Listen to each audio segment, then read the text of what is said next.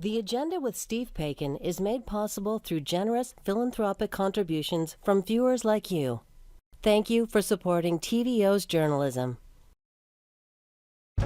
Tonight on The Agenda.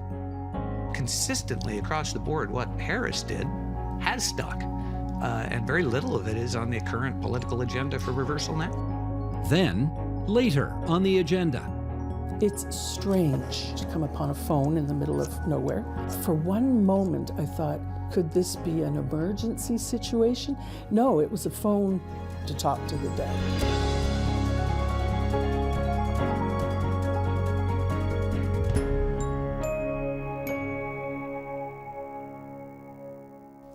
Even though it's been almost 30 years since Mike Harris won the 1995 election and ushered in his so-called common sense revolution, you can still spark a pretty intense argument when you raise the name of Ontario's 22nd premier. If you liked him, he was the guy who did what he said he was going to do: cut taxes, balance budgets, and make government smaller. If you didn't like him, he was the guy responsible for deaths in Walkerton and Ipperwash.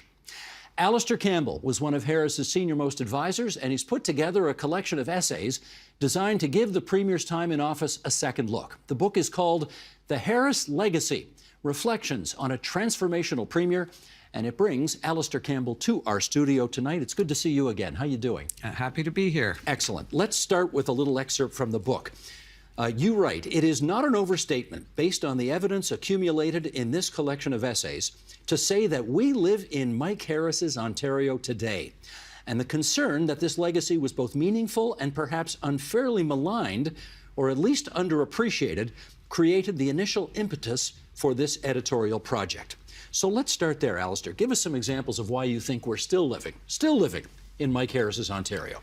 So the book project ended up kind of exposing a thesis, which was that, in fact, despite the controversies of the time, almost nothing Harris did was reversed by his largely liberal successors. And so the city of Toronto was not unmerged. The monolith of Ontario Hydro that he blew up wasn't reconstituted. Almost none of the 40 uneconomic small hospitals that he closed were reopened. The welfare rates that he meanly cut weren't raised back up by his replacements. The massive parkland expansion wasn't paved over. In fact, the Oak Ridges moraine, which he protected, would be a vivid example. And current Premier Ford has just discovered that even that part of the Harris legacy is impossible to reverse. So, and there are numerous other examples that you give in the course of the book as to why you think we're still living in Mike Harris's Ontario. I should ask as the follow-up, did Mike Harris have any editorial influence in the publishing of this book? He did not. He was aware of the project. He saw it when it had been sent to Typeset. He had a couple of questions and comments about it. I think in general, he's pleased that it's a balanced perspective, but no, he had no control on the output. Was he upset with any part of it? I think he felt that his former staffer, Guy Giorno, was a bit tough on him. His former chief of staff, Guy Giorno, wrote a fairly tough chapter on him. That's true. Yeah, he noticed that. He noticed that, okay. Was Mike Harris, in your judgment, the Ontario version of the Ronald Reagan, Margaret Thatcher revolution? So the common sense revolution was definitely, at least in part, drawing from the same motivations and ideological underpinnings that Thatcher and Reagan were kind of tapping into. There's no doubt about that. The legacy of Harris, I think, is actually a little bit more consequential. You know, Reagan taxes got cut, they went back up. Thatcher, some of the stuff that she privatized, people are now thinking was a mistake. But consistently across the board, what Harris did has stuck. And very little of it is on the current political agenda for reversal now. Would you say he is a neo-ideologue, as many of his critics thought? I don't think that's fair either. In fact, David Frum, in his nice little foreword to the book, describes the common sense revolution as being uniquely a Canadian term, kind of like progressive conservative, or, you know, conscription if necessary, but not necessarily conscription. We take things that are not normally reconcilable and turn them into kind of a compromised balanced and sensible way forward. And the Common Sense Revolution, I think, in many ways was a logical succession to Bill Davis' progressive conservatism. You know that Bill Davis's supporters think that's absolute hogwash. You know that, right? They do not see the two premiers as even being in the same party, even though technically they were. And so I think Premier Davis was always very supportive of Michael, as he called him. He did call him Michael. And I think the time that Harris spent on the backbench watching Premier Davis and the Top Gun Davis-era cabinet ministers, the Darcy McHughes and the Frank Millers, Mike drew from all of that. And by the time he got to be premier himself, he was a deep student of public policy. There was no file he didn't understand the stakeholder map on and have an opinion on. And those opinions might not have been exactly the same as those held by Davis-era ministers. But in the end, he ended up, I think, running an Ontario to a better place than it had been, which every premier hopes to achieve. Well, I would say for the record, when he ran in 1981 in that election, Mike Harris did have Équipe Davis, Squadra Davis, for the French and Italian residents in his constituency. So he was running as a Bill Davis conservative in 1981. He absolutely was, and I don't think he ever apologized for that. Right. Okay, I want to take aim at one of the things that Mike Harris loves to portray himself as, and that is as a tax fighter. He loves his reputation as a tax fighter, and I wonder if it is as well-deserved as you and he think. Yes, he cut the provincial portion of income taxes by 30%, but he also brought in something in that same first term called the Fair Share Health Levy, which raised premiums, quote-unquote, taxes, on other people as well. So at the end of the day, tell me why he wasn't just taking from one pocket and putting it into another. Yeah, so first of all, net, the taxes were lower in total. And second, in fact, you should be applauding this as another vivid example of progressive conservatism. The Fair Share Healthcare Levy tilted as a surtax on higher incomes. And so it was a way of making sure that the tax cuts implemented had the most impact on those at the lowest income. Is it fair to say the budget would have been balanced more quickly had he not cut taxes as much as he did, because you would have realized more revenues and therefore the books would have been more buoyant? So we have an economist in the first chapter and the two fiscal academic journalists in the second chapter who both tackled that. In the end, Ontario's economic growth in the Harris era was disproportionately impressive relative to the rest of Canada and relative to the competing states in the U.S. that have kind of the similar neighborhood and industrial kind of mix. We outperformed them all. It's entirely possible to argue that the tax cuts helped create some of that economic growth. One more question before we get some other advice for you from the table here. In terms of the Common Sense Revolution, after it was over, I mean, I point out, I put on the record that Mike Harris did get reelected 2 consecutive majority governments. But after that progressive conservative era ran its course, the Tories were in the wilderness for 15 years. What do you infer from that? So I think, as we're probably seeing federally in Canada now, Canada has a healthy instinct about time for a change. And in a democracy, it's often a good idea to switch governments over time. And I suspect that what was happening when Ernie Eves lost, having stepped in to replace Harris. We may have some differences of opinion on that front, as we will discover here. So it's Canada after There we all. go. There we go.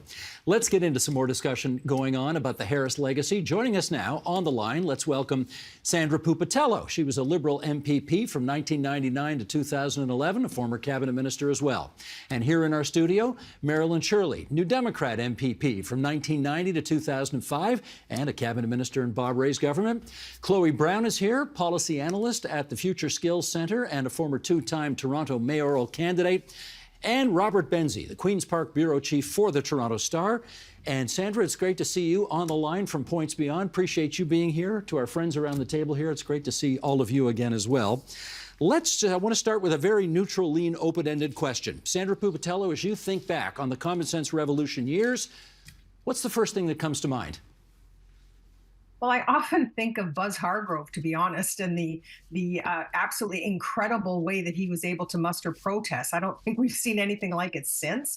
So that's the first thing I think of when I think of the CSR. And I do appreciate everyone has a different perspective, but the way we lived and breathed those protests, it was the first time that I had seen riot gear and police at the precinct. And I remember just being absolutely gobsmacked at what I was witnessing in my own province, which you ordinarily see on CNN somewhere, in some far-flung place. So I do think the era was marred by a lot of those protests and people who were maybe rebounding again from having argued with the NDP government, now arguing on the other side with the Conservative government. And I just remember our first term in office, all of our stakeholders had to realize, wow, maybe we don't have to fight after all. And we tried to really just have a calm in the center. But yeah, that's what I think of. Marilyn, I should ask the same question to you. And let's remember that the Harris government replaced the government that you were a part of, and won in part by pledging to overturn much of what you had done in the 5 years you were in power. So how do you remember those years? Which they did. And that was part of the common sense revolution. And that's the reality of it. And I have a different perspective. I do want to congratulate you on the book, by the way, because I think you put together some very interesting and diverse opinion writers, and I think that goes a long way into in describing your view of the Harris years. But what I remember are all the cuts and deregulation. And of course, I remember Walkerton. I got into politics as an environmental activist. I still am. And I have to say at this point about Walkerton that one of the sections in the book says, in reality, the privatization of Ontario's routine testing for water was not the Harris government CSR target list. It said it was part of a plan introduced in 1993 by the Minister of the Environment of the Rae government. The SRA reports, at best, this is disingenuous. It just is not true. Well, wait a minute. It is accurate. No, because the NDP never privatized and, in fact, set up a Crown corporation, which is very different from privatization. So I don't know why you say that's accurate. Because the water testing aspects of the public utility commissions that took place at that time was a process initiated by the NDP. Under a Crown corporation. Okay, Yeah. you want to come in on that? I will only say that the chapter that's being cited here, Gordon Miller was the Environment Commissioner, first of such, appointed by Harris, but reappointed under McGuinty, and I think Wynne, and ran Green in was the a last Green Party election. candidate. So we didn't pick a partisan here. I understand that, Alan, topic. but I have to say that the NDP, it's foolish, if nothing else, to say that the NDP would have privatized water testing, and they didn't. It was a Crown corporation. And in our first year, there were over 600 plants that were inspected under this Crown corporation. They were inspected, whereas under the Harris years, I don't know, there was a third or something done. So this needs to be, shall I say then, to be fair, explored a little more. Okay. Because the NDP never did privatize water testing, and in fact did a great job with this Crown corporation. Let me go to Robert Benzie then. You know that Conservatives believe that you are part of a kind of an axis of evil. There's the CBC, the Toronto Star, the public sector unions, which sort of were in cahoots to destroy Mike Harris even from the second he took office. I just came back from the meeting, actually. Well, tell me, now that you've had sort of 2.5 decades of opportunity to kind of, and you reviewed the book for your newspaper, to reconsider the Harris government's legacy, do you come to any different conclusions today about what you were reporting on 2.5 decades ago? Not really, in the sense that I thought Alistair did a great job on the book. We gave it a full page in the Star when it came out last fall, and it's because it's important that this kind of history is shared with Ontarians, shared with Torontonians. And I think there was good perspective in it. I mean, the chapter on Ipperwash that Alistair wrote is very critical of Premier Harris, and the Star was very critical of Premier Harris and the decisions that were made around the death of protester Dudley George at Ipperwash Provincial Park. almost 30 years ago. That was a seminal moment, I think, for Indigenous relations in this province. And it certainly carried out throughout the time that Harris was premier. When the Liberals came in, they had an inquiry into what happened after 2003. So I think at the time the Star was critical of Mr. Harris and as a watchdog, but I think that the paper and I worked for the National Post actually when Harris was premier. I switched to the Star when Eves was premier. But I think that they were critical of him, but they took him seriously, and I think he should have been taken seriously, and I think Alistair's right that his legacy should be taken seriously, because so much of what's happened since he left office has not changed. It hasn't been undone by Kathleen Wynne or Dalton McGuinty or Ernie Eves or Doug Ford. Let me do a quick follow-up on Ipperwash. Ipperwash happened, that whole protest. First Nations took over the park. It was a provincial park. It happened very soon after Mike Harris became Premier of Ontario. Do you think his lack of experience in the job as Premier contributed to the disaster that became? I think that's very clear. And as I tried to articulate in my editor's note on this, I don't think any of us are too surprised that, that what we were taught in school about Canada's history with regard to First Nations turns out not to have been the actual history, and that there is decades of unwinding and obligations that we will have into the future to try and address this. There's also no doubt that there's a better awareness of things like systemic bias, and the idea that the OPP may have had some of that is, I think, something we all understand now. It happened during his time, but any leader has the obligation at a moment of crisis. You can either ramp up the tension or you could ease the tension, and Harris chose the wrong route on that day at that meeting that was described over and over again in the inquiry. In which he said, get those effing Indians out of the park. What he said. Well, his Attorney General said that's what he said. The tone wasn't healthy. Yeah. And the outcome from that meeting was nothing. The tragedy happened during Harris, not because of Harris, but and that would be true, I think, of Walkerton as well. But in both cases, it's part of the legacy and needs to be included in any discussion. Right. Chloe, I want to get you in here now, and I've left you for last purposely because while all the rest of us kind of lived through this professionally, were you even born when Mike Harris got elected, I should ask? I was in kindergarten. I'm born in 1990. Oh, you're born in 1990? Yes. So the year Bob Rae's government got elected. Okay. Yes. Well, the reason we wanted you here is that obviously your generation has inherited the Harris legacy, and I'm curious, I'm deputizing you right now as being responsible for speaking for an entire generation of people who are your age. When you think of the Mike Harris years now, what do you think? Not happy in the slightest. Three things that I think about are rent control and the Residential Tenants Act.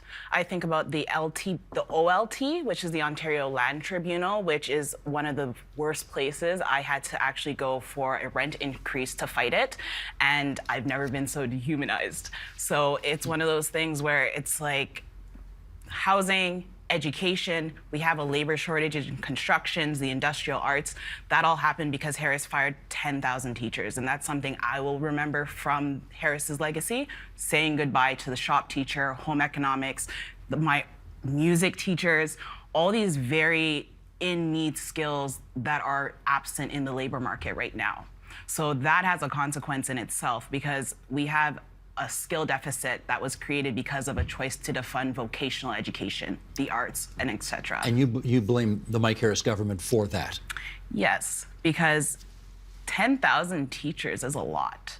And when I think about working at Toronto Metropolitan University and the types of skills that are offered at universities and colleges right now, they're playing catch up with what was lost in grade 13, the elementary school system, so that exposure to shop class created construction workers. With no shop classes, now you have a deficit of construction workers. The industrial arts, which is skilled trades, is something that is constantly being funded by federal, provincial governments, but you're not getting people in it because you haven't changed the industry conditions. Then rent control. I live in an apartment. I have to live in an apartment that was built before 2018 because there's no rent control on any unit after that. Well, he didn't abolish rent control. No, but just he gave on us new builds. Yes, but he gave us the Ontario Land Tribunal, where privileged homeowners can go to stop building low-income housing. When I was a kid, I grew up in a public housing apartment complex. Those haven't been subsidized or supported since the Harris government. Now we have a backlog of housing for everyone. And then the third thing is comparing our nurses to hula hoops, the hula hoop makers or whatever. That comment made the book. Yeah. It's frustrating because as we deal with this mental health crisis, and I think about the fact that every conservative government refuses to pay the staff to get the training and the expansion of community and home-based care that we need, we have a mental health crisis that's spilling out in the streets. Combine that with the housing crisis, we have a homelessness crisis that is really playing out into some violent outcomes for the rest of us. So while I will not squarely put this on Harris's shoulders, his style of neoliberalism and his really good execution of those ideologies is what has us here. And I would critique common sense revolution by saying, common sense is only common around the people you commonly surround yourself with. If you're not outside that circle, that common sense is not translatable. And as a working class person, that his common sense did not translate to the realities that I face even now as an adult. Sandra, you and I both well remember that the opposition politicians of the day often tried to portray Mike Harris as sort of this dumb golf pro from North Bay who kind of didn't understand Toronto. But as it turns out, you know, if you take the Art Gallery of Ontario, the Royal Ontario Museum, the National Ballet School, Royal Conservatory of Music, I mean, his government made huge investments, maybe unprecedented investments in those institutions. Did you guys misjudge him on that score? I think that when I have to reflect the way he was being portrayed as some golfer from North Bay, I think that was wholly unfair. I never met him until I met him when I was elected in '95. And the instant I met him in person, I knew exactly why he had been elected as premier and not Lynn McLeod in that election. He really did have a common touch. I have to give him that. I will put the benefit of all of those investments and endowments into the arts probably at the feet of Isabel Bassett, who was very influential in Mike Harris's government. And I think she was a huge proponent for the arts. And that did actually come through her when she was Minister of Culture. And we used to watch that pretty intently, that she was very quiet, but she was very influential. So I don't think that would have been his reasoning for going into politics for sure. And I am interested in hearing all of this commentary when we reflect back. There was always the instant where we're not going to get the toothpaste back in the tube. And we kept having to use that phrase because it exactly described our issues. When a hospital is closed, it's really, really tough to reopen. Once you've gotten rid of certain levels of something, it's very hard to institute because A, it takes a lot of money. And when we were elected in 2003, books weren't balanced. They were far from balanced. And I know every government says that, but I kind of didn't expect that from that crowd that we had taken the government from. We did fight some of those items in court and lost, like the 407, where we did try to take it back into public hands. We failed. We tried. Even minor items that for some were a big deal, like the squeegee kids. I remember that vividly. Just recently this week, I think, another group attempted to switch the policy and failed at court. So there were a lot of attempts, I think, by many governments since Mike Harris days to try to get back. It would be kind of interesting that you would go back and tear apart the mega city of Toronto. Notice that nobody locally is asking for that, even though years later they never did find the savings that they purported to have because of the mega city. Right. So it is interesting that many sort of moved on to the issue of today as opposed to refighting those fights from back in the day. But Rob Benzie, I note, all of what Sandra said is true. Once you close a hospital, it's really hard to build it up again. But the Harris government cut welfare rates by more than 21%.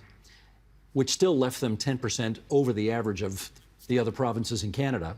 None of the governments subsequent to the Harris government raised the welfare rates back to what they originally were What do you infer from that? Well, Sandra was the minister charged with trying to raise those rates right after. And remember, Sandra, the computer system that you inherited from the Tories didn't allow for a welfare raise, and it was a huge issue. Yeah, I didn't want to interrupt you, but I can tell you that we had to spend $10 million just on an IT system to allow to change the rate. And that's frankly why we weren't able to change the rate instantly. And it took us at least that first year before we could start to move that rate forward. But we did move it forward, albeit it did not go back to the levels that it was. Yeah, but Steve makes a good point, and I think that was one of the great themes of Alistair's book, of the essays in Alistair's book, is that I don't know if it's toothpaste comes out of the tube or also governments. I mean, when Dalton McGuinty came in, there were some things that he could have done that he didn't do. And I think he didn't do them because he thought it wasn't worth the hassle. And he figures the pain has already been inflicted. Harris has absorbed the political damage. The Liberals can then benefit from, you know, if there was a benefit. And I think there was some, I mean, it's things that McGuinty did that Ford hasn't undone. We have full-day kindergarten still. Ford didn't undo that. We have the HST still. Ford didn't deharmonize the sales tax. They're not building new coal plants in the province. No one's building new coal plants. And Harris, and it's in the book. The first coal plant was actually started closing under Mike Harris in Nanticoke, in Lakeview, which is now Mississauga. Of course Mississauga. Port Credit. Yeah. But so I think there's a lot of. I mean, there's almost like a continuum of government in this province. I mean, there was some things that Maryland's government did that Harris undid, but they got elected to undo those things. Okay, Marilyn, you want to raise something else? Yeah, I do. And I think what was missing from the book, and I recognize that it was a book to, in my view, perhaps rehabilitate Mike Harris a bit. What was missing, and this is really important, and Chloe, you touched on it, is that some of the policies around, for instance, stopping building social housing, and in fact, not building it, but stopping about 17,000 units that were already in process or almost in process, and downloading social housing to the City of Toronto and downloading other things, knowing that the city all they could do is raise taxes, no other way to raise money without provincial consent. The Safe Streets Act, the cutting the welfare, if you combine all of these and making it easier, rent control you brought up, so I won't go into it again, but if you put all of those in a package, and they're not identified in the book as real problems that exist today, and I think I can argue that, you know, these cuts against mostly poor people has contributed to our housing crisis and our homelessness crisis today. Let me get Alistair on that. There's no question you guys gutted social housing development, right? Correct. And the impact of which is being felt today. Do you agree? And flagged by Ginny Roth in her chapter around municipal reform very explicitly. So was it a mistake to kill those programs? I don't know that it was a mistake at the time. We now face a series of issues that new governments, like there's never no issues. And so there's always going to be things to fix in any system. And Chloe's given a pretty good list of them. And I think the reality is that every new government is accountable for the facts as they inherit them. And some of them will have been caused by errors before. Some of them will just be the way the world's unfolding. And so this book isn't about prescribing the solutions to the social housing and homelessness issues we face today. Those are complicated and multi-government multi-generational issues. So yes, they should be fixed. I would like us all to weigh in and finish on this here. And Sheldon, I'm on page 5. Let's go to that last board number 3 there, which we call, why do they still hate him so much? So here we go. Why do the critics of Harris hate him so much? He seems a nice enough fellow and is and was clearly well-intentioned, yet the blind and impassioned hatred comes through. Thoughtful groups that would never descend to ad hominem attacks in other areas seem to lose their judgment and restraint when it comes to Mike Harris. Now that's from a chapter written by Will Falk, who's a lifelong member of the Liberal Party.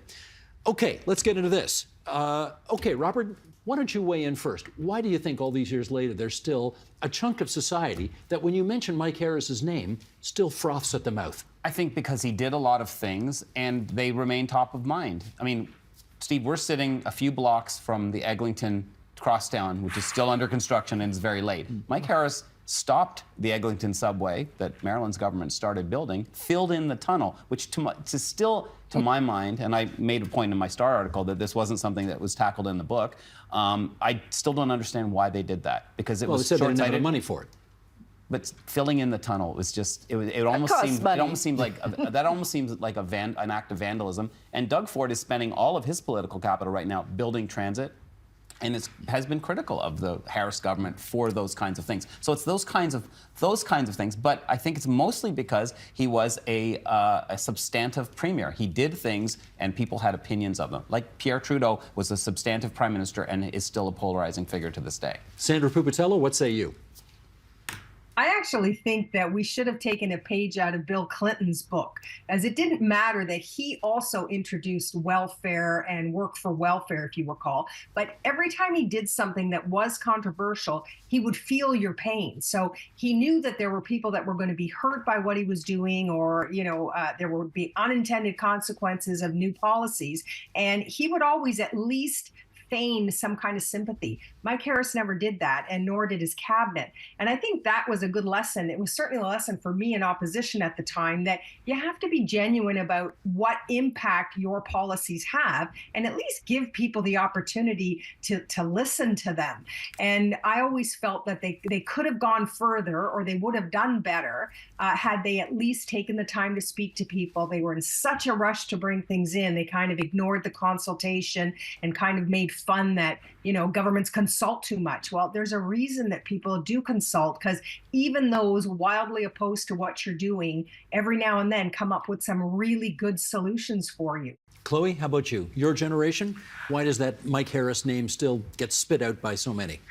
Mike Harris made being blue collar feel like a bad thing.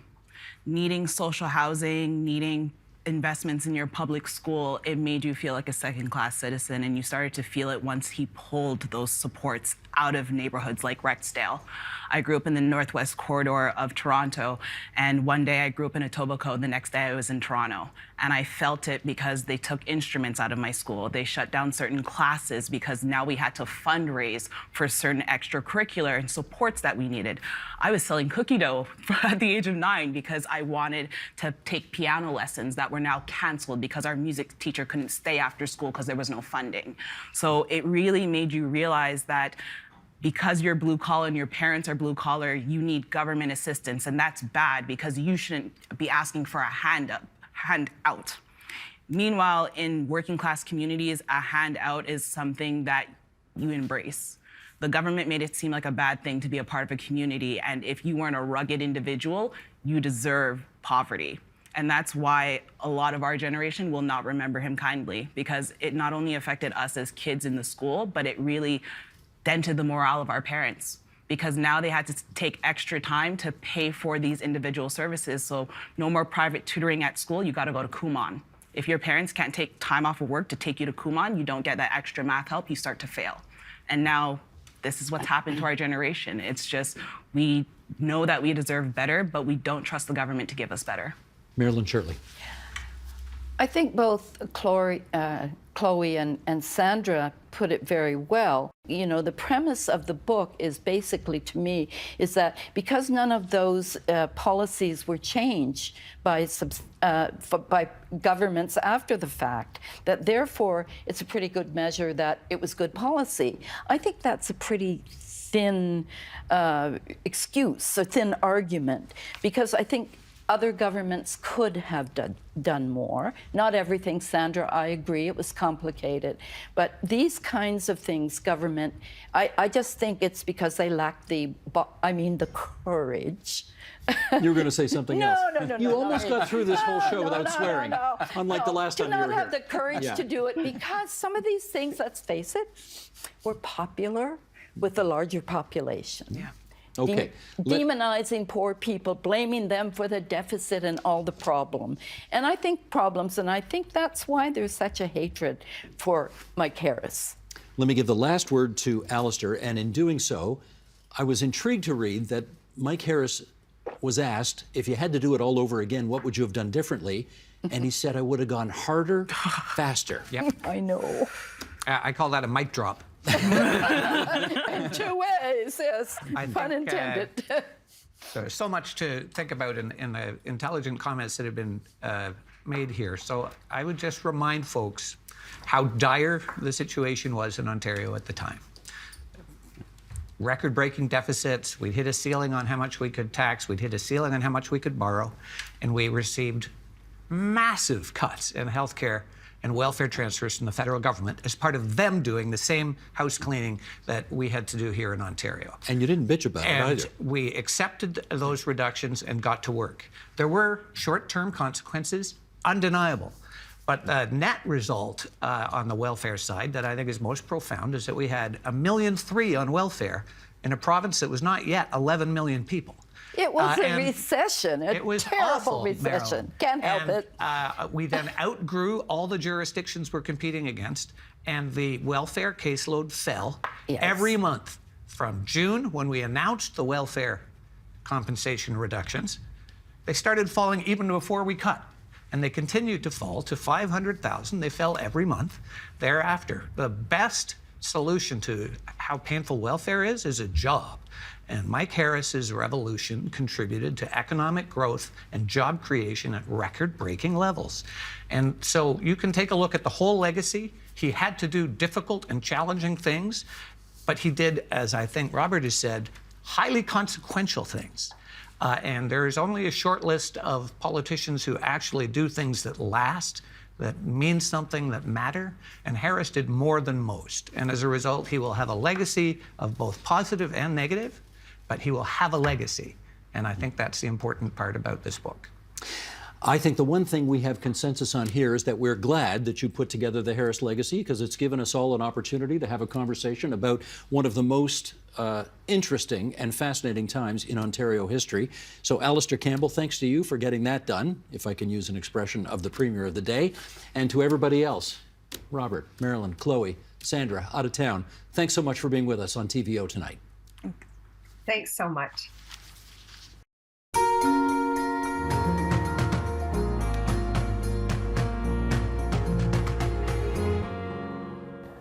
Next up, we travel to Acton and Guelph, where we look at an unusual tool that helps process grief. It's a phone that doesn't actually call anyone.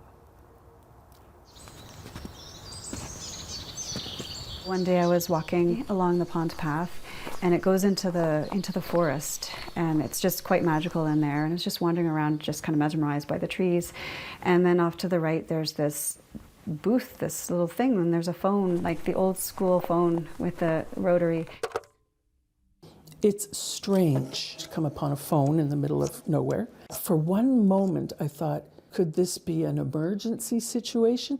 No, it was a phone to talk to the dead. I have been working with people who are dying for my entire career. So I would say I've probably worked with thousands of people at the end of life as a music therapist. And so when I picked up the phone, I was like struck by, who would I want to hear from? Who would I want to interact with? Where are you? How has it been? You know, I was sort of flooded by a memory of a lot of different people. It looks like the life that I shared with Mom and Dad for so many years. My name is Catherine Manning, and I'm a music therapist, and I live and work in Guelph, Ontario. So I work at Hospice Wellington, which is a beautiful hospice facility offering 10 beds and end-of-life support for folks with wonderful nursing and healthcare support. I'm Linda Clark. I live here in Guelph. I'm Peter and Jerry Clark's daughter. I came upon Keith's Wind phone in June of last year. And even though my parents died 6 years ago, grief is ongoing, and the Wind phone was a really sweet and important part of that. Well, I think what's really neat about the Wind phone is that it's an access point for an expression of grief, or to externalize our grief. They provide an avenue to interact with our grief. I have a sense of them being like a side door to encounter feelings that we have around the losses that we have. In the wake of a death, people are in an altered state. Having opportunities for encounters with nature, beauty, aesthetics, the arts, And the wind phone, it's something of a symbolic intermediary, as something that you can interact with through another means. What's difficult sometimes with grief and bereavement or with losing somebody is that to look at it straight on is very difficult, especially when you're in that state of shock or a raw state afterwards. A wind phone in the woods is really an interesting invitation. First of all, being in the woods opens your senses. It allows you to enter into a bit of a different space, a liminal space, where all of the old rules don't apply, and it allows you to touch base with the deeper mystical side of life. When you lose somebody, there's an ephemeral quality to the loss. It's very helpful in the process of adjusting to that new reality to have tools or practices that allow you to interact with the shift. So there's a feeling of walking away from regular world, regular life. There is that physical beauty of these trees that go higher and higher, and it's gorgeous. It's gorgeous. For my mom, not unusual for women of her time, the phone was her lifeline forever. So many of the memories I have of Mom are sitting at the table talking on the phone, picking up the phone. Who am I talking to today? My father was always, okay then, handing it over to somebody else. But it was that phone, and there was a feeling of familiarity, which is lovely, actually lovely. My name's Keith Lamont. We're at Thistlestone Farm. Been here for 45 years. For that time, it's been a sheep breeding operation in our home. And for the last 10 years also, we host guests who come and stay with us. So I installed the wind phone this past March. And I had read about a Canadian physician on the prairies. She sponsored one on a trail for the benefit of her patients. She thought they might embrace this opportunity to pick up a phone and talk to somebody. My wife and I, in 1979, were working in jobs in the city, and we embraced the opportunity to come here and put this farm to use. In around 2005, my wife entered, at about 51 years of age, into the start of young onset dementia. And for about 10 years after that, she was able to continue to live here. And for the last 3 years of those 10, I had PSWs before Mary entered into long-term care center and died in 2022.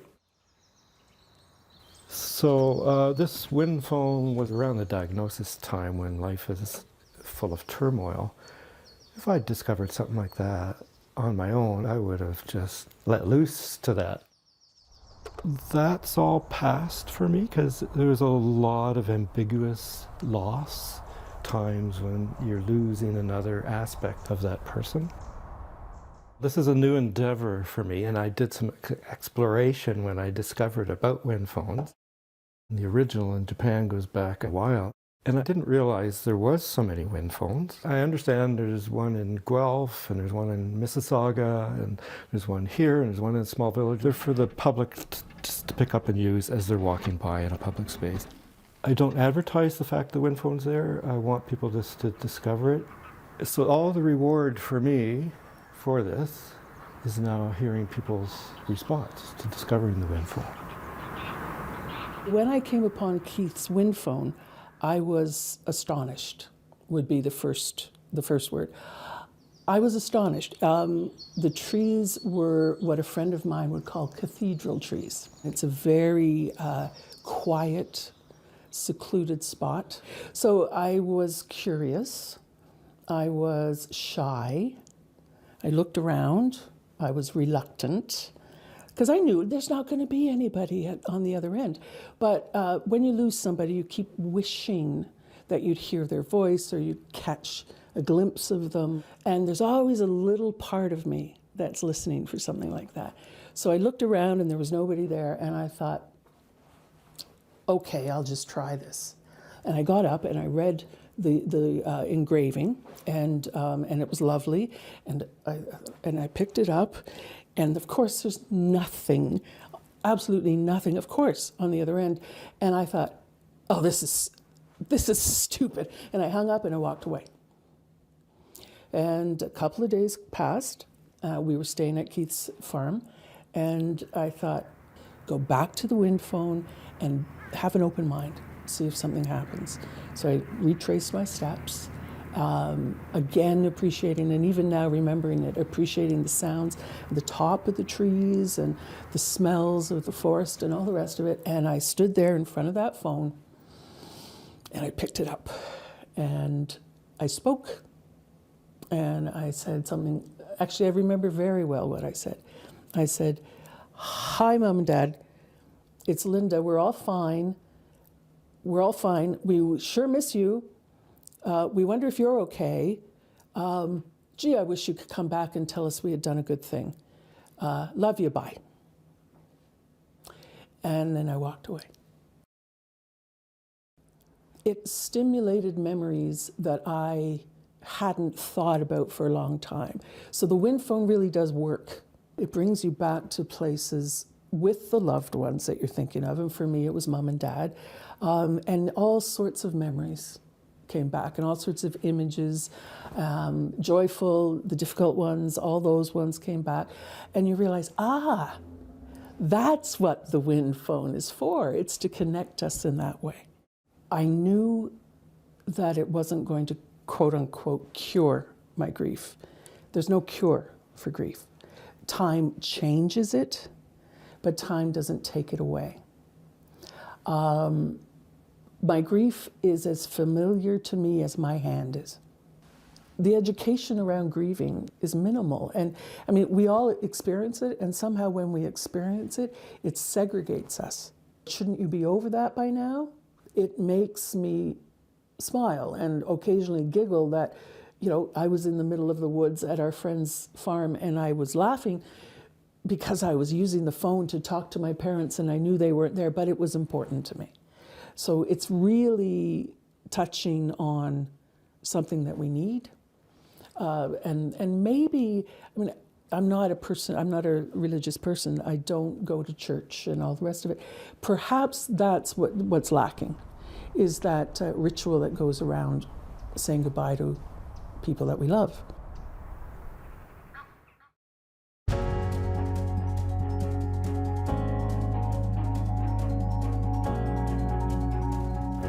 At this year's Rural Ontario Municipal Association conference, I spoke with Pamela Cross and Krista Lowry about why more and more communities are considering intimate partner violence an epidemic. Have a look.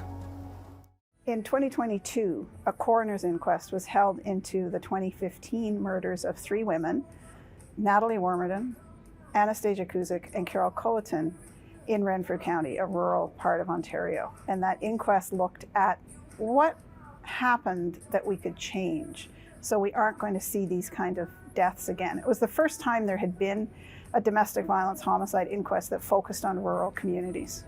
I'm Pamela Cross. I'm the Advocacy Director at Luke's Place in Durham Region. Why do you think it's important gender-based violence is declared an epidemic in Ontario? The very first recommendation from the jury in the Renfrew County inquest was to declare intimate partner violence, or IPV, to be an epidemic. And I can tell you, when we heard that recommendation read out by the foreperson of the jury, we all just gasped because it is brilliant. It says clearly and directly, we are taking this problem seriously. This is a public policy issue. This is a public health issue. And then when we saw municipalities on their own, because that recommendation was directed at the province, say, hey, we're not waiting for the big guys to do it. We're going to say it's an epidemic in our community because it is. Our shelters are full. They're overflowing. Women are living on the street because they've got nowhere to go. It meant so much to survivors and to advocates. And so it's so fantastic that we're at almost 100, but there's more than 400 municipalities in the province. We need to keep going. It really came through the relationship we have with our local shelter, Lanark County Interval House. The executive director there is Erin Lee. She has a very strong team. My name is Krista Lowry, and I'm the mayor in Mississippi Mills. So we get regular updates. It's very common for Interval House to come and present at our county table or at the lower tier tables. And it was a regular update that we were receiving from the executive director. And I remember Erin saying, if I can just leave one thought with you, consider declaring intimate partner violence an epidemic. But she put it out maybe as a challenge and wasn't expecting us to say, can we just take a recess? Can you help us with some wording? We'd like to do that tonight. And I don't know that she was expecting for that to happen. And on the other side, I wouldn't say Lanark County Council was perhaps expecting there to be as many communities follow suit. We're thrilled that there has been a conversation gained because of that action. You hope to do that sort of, to have that kind of impact when you pass resolutions and you pass them up to AMO or to the province and whatnot. You hope that you will have that opportunity to encourage discussion, encourage conversations, and try to move along an issue. There's a long way to go on this issue. Intimate partner violence is a municipal issue because it's happening to our neighbors, to our friends, to our family members, to our work colleagues, to people who go to the same religious institution that we go to. And there's a lot that we can do at the community level to make this an issue that we talk about, that we're not afraid of, that we say is something we're pulling out of the shadows and making a public issue. Guidance or leadership and certainly financial resources from the province and from the federal government, critically important. But those conversations can and should start at the community level. Municipal issues of roads and bridges and infrastructure and libraries, those kinds of things. So purely it isn't a municipal issue, but it is absolutely a community safety issue. And that's where it does fit in with our responsibilities to our community. It fits into our community safety and wellbeing plan that's adopted at the county level and also at all the lower tier level. And we do reflect intimate partner violence, violence against women, gender-based violence in our safety and well-being plan. So purely, no, it doesn't fit municipal responsibilities. Does it fit with the community? Absolutely. It affects our communities. It affects the residents and families in our communities. It affects the safety in our communities. And as elected officials, we're also community leaders. We're community builders, and we have the opportunity to influence change, influence discussions that are had. And for that reason, it's a municipal issue. How can neighbors make a difference? We can all make a difference. Lanark County has this fantastic project campaign called See It, Name It, Change It. We have to stop turning our faces the other way when we know or think we know that someone is being abused or someone is causing abuse. Of course, we have to proceed carefully and cautiously. We don't want to make it worse for that survivor. We don't want to put ourselves in a place of danger. But there are resources out there to help us. So we do need to see it, name it, and change it. A program called Neighbors, Friends, and Families. All of their material is online. They're just about to launch a brochure that's specifically about intimate partner violence in rural communities. It's a really good guide. What should I be watching for? And when I see some of those red flags, how do I talk to her in a way that's safe for her and safe for me? So when we put our community safety and well-being plan together, it's a community-driven plan. It is very much supported in behind by government, by the local Lanark government and the lower tiers, the local government too, but it's very much community driven. And so because of that, there's been some programs identified by the people on the, right in the work. Councils are not right in the work. We need to rely on the experts and those who are on the front lines to say, what we really need is a victim advocate program. And so that's one of the things that has come through. There's also a mobile crisis unit that is part of the OPP. So it's mental health nurses who are responding with them. So the right people are on the call, depending on what that call might look like. So those are two that come to mind right off the top because they were directly coming from the work of those who are on the front lines and saying this is something that we need. Another that came out, it's not a program, but it was a campaign.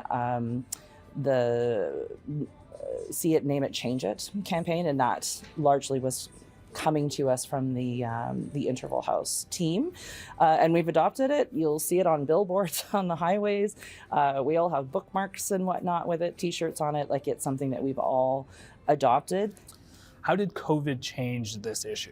Those of us who work with survivors of gender-based violence, in particular intimate partner violence, we anticipated that COVID would have an impact. We had no idea that rates of violence would go through the roof.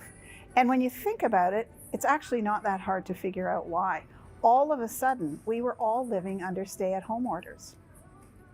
And so for women who were already in relationships where they were being abused, they had nowhere to go. They weren't going to work. Their partner wasn't going to work. The children weren't going to schools. They couldn't take the kids to the library to get a bit of a break. They couldn't go visit their elderly mother because we were all told to stay in our little clusters. That's why it happened. The rates went way up. Shelters had to cut their capacity, I think, in about half because of the physical distancing requirements. So women had nowhere to go if they were ready to leave the relationship. And we're still in that state. We haven't recovered from that yet.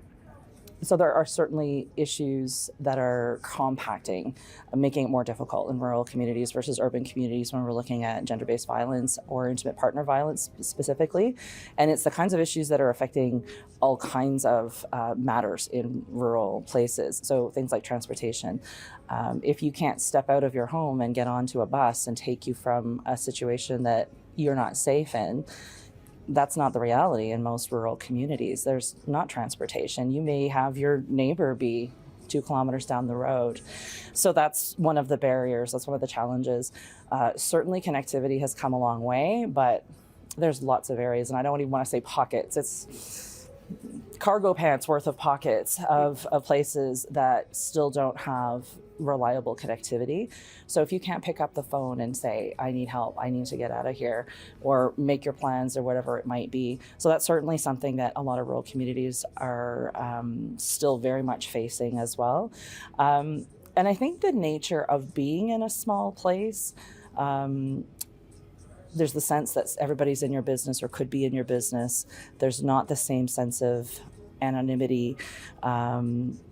And there can be an extra layer of difficulty in leaving because people will know what will everyone think, that kind of thing. But then the other side of it too, is it safe? Is it safe because of how easy it is to know what's happening in small places? So there's extra layers, absolutely, in small places, in rural places. I think from my experience in Lanark County, the benefit also of being in a rural place is there's such a sense of neighbors wanting to help neighbors. There's such a sense of wanting to support everybody in our community and making sure that everybody is okay. So there is that sense too of wanting to make sure that you wrap your arms around everybody, and we're going to make sure everybody is safe.